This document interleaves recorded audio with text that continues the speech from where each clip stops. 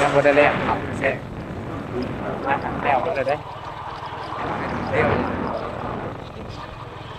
โอ้บ่โอ้ท่านน่ะก็ยังมีอยู่เลยทุกคนที่ว่ายังเหลือแต่ถุงเดียวท่านน่ะก็ยังเขียวอยู่แบบนี้นึกว่าสิมีแต่ถุงเดียวอันนี้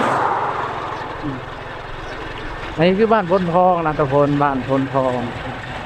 เดี๋ยวให้สิพาทุกคนไปเบิ่งบ้านพนทองเนาะอันนี้คือบ้านพนทองเดี๋ยวจะนั่งจะเห็นป้ายบ้านพนทองแล้วครับวิดีโอนี้ครับถือถ่ายภาพมุมสูงของบ้านพนทองอีกอ๋อตะควายลาย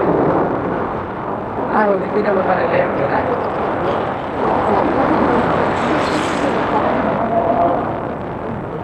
เรียกควายลายนี่เนี่ยนะ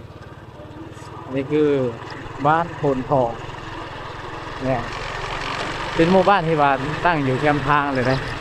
มีทางขาวบ้านไปเลยบ้านพนทองนี่เนาะ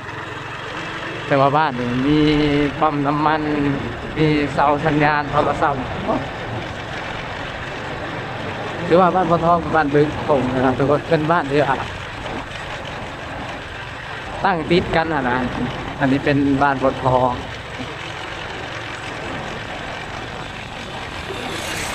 บ้านพนทองเดี๋ยวจะน่าจะมีภาพบินโดรนให้ทุกคนมาเบิ่งอีกว่าบ้านพนทองอะไรแล้วว่าถ้าจะบินโดรนแต่ว่าเขาบอกว่าจะบินอยู่จุดใด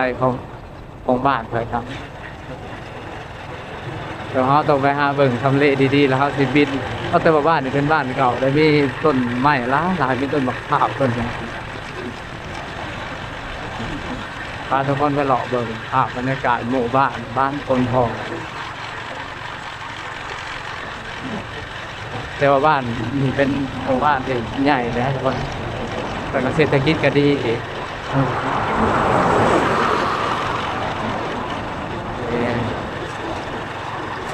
เห็นแล้วทุกคนจุดปล่อยโดนแต่ว่า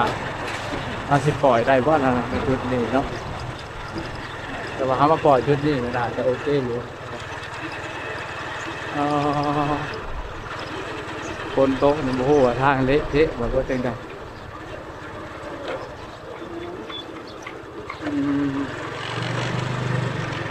เละเลยว่ะทางประมาณ50มุนเวียนออกมาโอ้เข้ามาได้เลยเนาะว่าสิมุนออกมาเวียนออกมาเขาจะเข้าไปทางนั้นแหละเขาจะโง่กลับคืนมาเนาะแต่เขาสิหาจุดปล่อยโดนว่าเขาสิปล่อยอยู่จุดใดขนาดว่าเขาสิปล่อยโดนบินภาพหมู่บ้านอันนี้วัดบ้านโพธิ์ทองอันนี้เขามันพาให้สิปล่อยอยู่วัดนี่ต้นไม้หลายทุกคนดูวัดแคบเกินอันนี้วัดก็จะทุกคนแต่ว่าเขาถือว่าได้เข้าไปวัดบ้านก่อนไปเฮือนหลังนี้ก็เป็นเหตุยังอยู่ในเฮือนหลังนี้ที่มาคนหลายแท้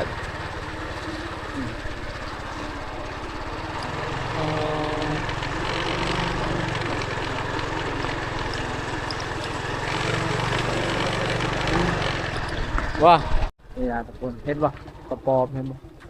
นี่เห็นบ่ตัวกระปอมอ่ะกระปอมคอแดงตัวข้องงอ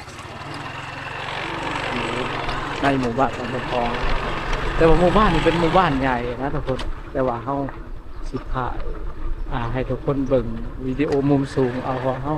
ไปเลาะนี่คือสิบ่ไหวแล้วแหละเพราะบ้านกันใหญ่ถ้าเขาสิไปอันนั้นเลาะถ่ายนี่คือสิเป็นประเด็นยากมาหน่อยโอ้ม่วงไข่ด้วยเนี่ยโอ้มุมนี่มุมดีอะไรนะผักอันนี้เห็นยังอยู่ไหมยายโอ้ว้าหมกข้าวนี่คือขักแท้เขาพูดได้เขาไม่ใหญ่บ่อ๋อโธ่พี่ลึกตั้งซุ้มหมกข้าวอะไรนะนี่ตัวน้อยใหญ่ๆดกๆอันนี้นะร้อนนะเนาะก็แต่หมกข้าวแล้วเนี่ยมาแต่นอกเห็นนั่นซุ้มหมกข้าวอยู่ในนี้เห็นยังอยู่เด้น่ะเนาะ